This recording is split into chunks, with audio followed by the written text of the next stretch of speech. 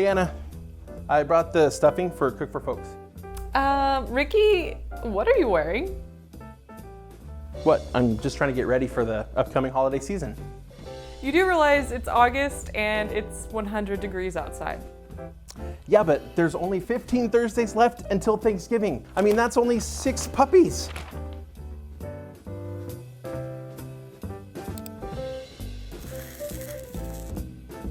All right, so today we're talking about seasonality. We're talking about how to minimize the downsides of seasonality, but also how to take advantage of spikes that are seasonal. Now, if you don't think your niche is seasonal, I still would like you to stick around because there are going to be opportunities within your niche. We said every niche, we mean every niche. I'll give you one example. If you're in the programming niche, you might think there is no seasonality to this. There's no time of year when you can't program or when people wouldn't be interested in learning about programming, right? However, there are events associated with programming that are very popular and that a lot of people are going to be searching for information about. I know DEF CON is a big one around kind of hacking and security and stuff, right? Around DEF CON, during that time of the year, there is going to be a spike in searches related not only to the event, but to the topics associated with that event. So we can take advantage of that if we know to look for it. So today we are talking about those 2 types of seasonality, minimizing the downside, taking advantage of the upside. I'm going to start with minimizing the downside. So in the more traditional seasonal niches that have a nice long upside and probably a long sort of dip downside, you can see this in Google Trends. You can see it in your own analytics if you've been around for a little while. For these, we do want to make sure that we're minimizing the downside. We want to do this though without decreasing the upside. We're not looking to totally level the traffic on our website all year long, because during the on season, there is a lot more opportunity to get a ton more traffic. But we want to make sure we're maximizing traffic in the off season. There's a real danger for people with seasonal niches. Once they start to see some success in the on season, they make a great income and they're like, oh, this is awesome. So they quit their job. And then the off season comes and suddenly their income drops to almost nothing. That would be very problematic. We certainly wouldn't want to do something so drastic as leaving our job until we have a consistent income, or at least that our income over the course of the year is able to earn enough that we can sustain our lifestyle. Okay, so how are we going to do this? There are a couple of different strategies. If I'm first starting out on a brand new blog, I'm going to focus on the most popular topics for the blog. And those are probably going to be during the on season, and that's okay. But when the off season is maybe 6 to 8 months away still, I'm going to want to make sure I create at least some content that people would be searching for during the off season. I want to give you some examples to help you think through this. We have to get ourselves in the mindset of the person doing this niche. I'm going to show you a website. This is one that we created. We used to own it. This is camperreport.com. Now, one of the things we did is we recognized early on that this website was going to have a huge risk of very, very strong seasonality. During the on season, we would get great traffic. During the off season, we would see a substantial dip. And so we decided to start creating content that people would search in the off season. A couple things that people do search are, first, they start making travel plans in the off season. A lot of the campgrounds that people want to go to, they open up their bookings January 1st and they fill up by the end of January. You have to have planned where you're going to go before January. That's the perfect time frame, because that sort of October through January, maybe even February time frame, that's where we're going to have low traffic for a lot of the other searches that we rank for. So what did we do? We created a ton of articles all about various different campgrounds all throughout the country. We also created content about many campgrounds that are in the South and open year-round where they don't get snow. But that's not the only thing people search for during the off-season. One of the things you need to do if you are going to be putting away your RV for the winter is you need to winterize it. Otherwise, you run into all sorts of problems when the spring comes.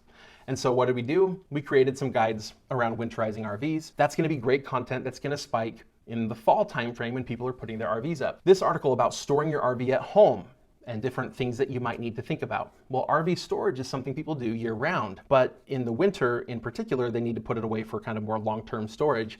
And this is one of the things that people are searching for. We also have a couple articles here that are all about RVs that are great for either winter living or, in this case, cold weather camping. And those are the kinds of RVs that people are going to potentially be buying more year round. And so we're getting traffic to those. Now, the downside on this website that we found was that people aren't buying equipment for their RVs during the off season. So affiliate revenue had a tendency to drop, but advertising revenue didn't. And in fact, during the fourth quarter of the year, that October and especially November and December timeframe, ad revenues tend to go way up because a lot of companies are spending a lot on ads at that time. And so even though it was the off season for this sport, it was not the off season for advertising. And so with a little bit of a dip in traffic, but higher ad revenues, we found that our income actually stabilized and we were able to earn fairly consistent income throughout even the off season. Pretty awesome. And you can do the same thing in your niche if your niche is seasonal. Just look for those things that people are going to need to search or want to search during the off season. Now, there's a second strategy we can use for really seasonal niches to take advantage of the on season and the off season.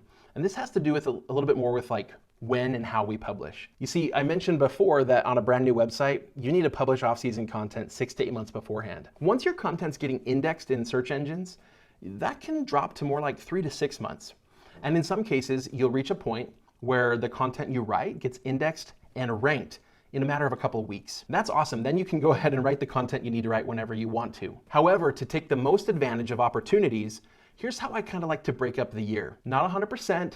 Still gonna write blog posts during the on season, and I'm still gonna do some of this other stuff during the off season, but it's a really good opportunity during the on season for your niche to be really participating in the niche, doing outreach, getting to know people involved in the niche, taking photos, doing the things involved in the niche, getting B-roll footage if you're gonna use any sort of video on your website, doing those things during the on season. Do that first, because those are the things you can't really do very well during the off season, with a few exceptions. For example, I could go take a picture of an RV in the snow in the winter. I can't really do that in the summer. But for the most part, I'm gonna get the best photos and I'm gonna be able to participate the most if I'm doing it during the main season. Then during the off season, there's gonna be a lot less opportunity for that industry outreach, for getting that B-roll, for getting all those photos. It's a great time to really double down on content for the website. It's a great time to start working on your email newsletters and email list. It's a great time to work on an info product. Do all those kinds of things that you don't need to be involved in the on season for, and that you can do now because you've already done all the pre-work. You've done a ton of research and outreach. You've got great photos. But then if we want our content to sort of get published over time, like we don't want to just publish a batch of content, but rather we want it to drip out over time so that our blog feels more, used and updated on a regular basis. We can schedule that article to publish in time to rank around the beginning of the peak season for what that article is best suited for. Okay, now it's time to talk about the huge opportunity that comes from seasonal spikes. And for this, we actually need to go to Anna. So it's time for me to pass the baton.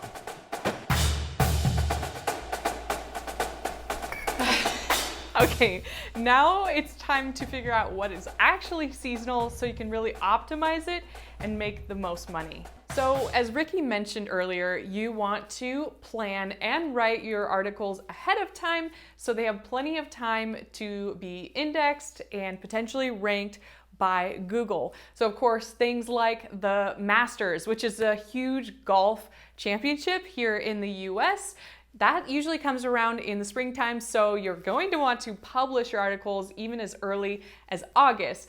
Things we know that are going to come around every year, like New Year's. Of course, if you are in a health niche, that is a huge opportunity for you to publish articles around starting fresh, maybe doing a healthy new lifestyle, losing weight. You know that people are going to be searching those types of things. So now we know what you need to do. Let's talk about what we do to figure out when to publish those articles. All right, so let's use Google Trends to figure out when you have certain spikes in your niche and why that is, so you can capitalize on that. Here is Google Trends for cooking in general. We work on cookforfolks.com, so we want to know when those spikes are for us every year. So as you can see, this is the last 5 years, and it is pretty predictable.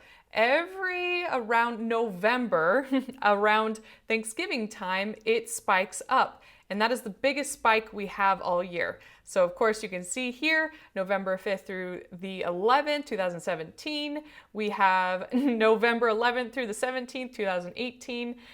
And November 17th through the 23rd. It is consistent the last 5 years. Of course, you see This right here is November, Thanksgiving time again, but it's just a little bit higher there in 2020 for some reason. And that might be because of COVID. People were home even more and cooking for the holidays. So of course we want to look at that, and we want to start writing and publishing those articles ahead of time so they can peak during the holiday season. So now that we've looked at Google Trends, let's look at Google Analytics. This is going to be more helpful for you if you have a website that's a little bit older, because you're going to have that information to look at. So let's look at cookforfolks.com. This is between October 1st, 2021 and January 1st, 2022. Now, this is our biggest spike we have, and that is right around Thanksgiving. This is November 24th when it spikes the most. You would think that it would also be around Christmas time, but Christmas time is just not near as big as Thanksgiving time. So that is our big time of year where we're going to want to make sure that our articles are out there, visible to our audience to read and take advantage of. Now, with Cook for Folks, we have been ranking within a month, weeks, and even days. So we might be safe to write those articles and publish them in October, September, potentially even a few weeks ahead of time. But if you have a brand new site, you want to make sure and give it the most time possible to take advantage of that. So publish it at least 6 to 8 months ahead of time, because that is how long it takes on average for Google to find, index, and rank your article, especially if it's brand new. So now that we know when our peak times are for our seasonal niche, we want our audience to come to those articles and give them reasons to come back and even stay. So some ways that you can do that is create a cluster, kind of a theme of articles that all link together. And if you want to learn more about that, we actually have a whole tool within Project 24 that helps you organize your content and plan way ahead for that. Another great way to keep an audience engaged is to offer an inexpensive info product. So for example, with cookforfolks.com, we could do something like a guide to Thanksgiving cooking, or if you want to get into it, maybe a guide for keeping your conversations very sane during the holidays and give them specific cues for keeping conversation. That's kind of a funny example, but hey, it could work. Now, another thing that you could do is offer a lead magnet, which is information that you give to someone in exchange for their email address, which you could use in the future. Now, we do have a video coming on that, so look out for that. But in the meantime, check out our complete blogging system up here somewhere.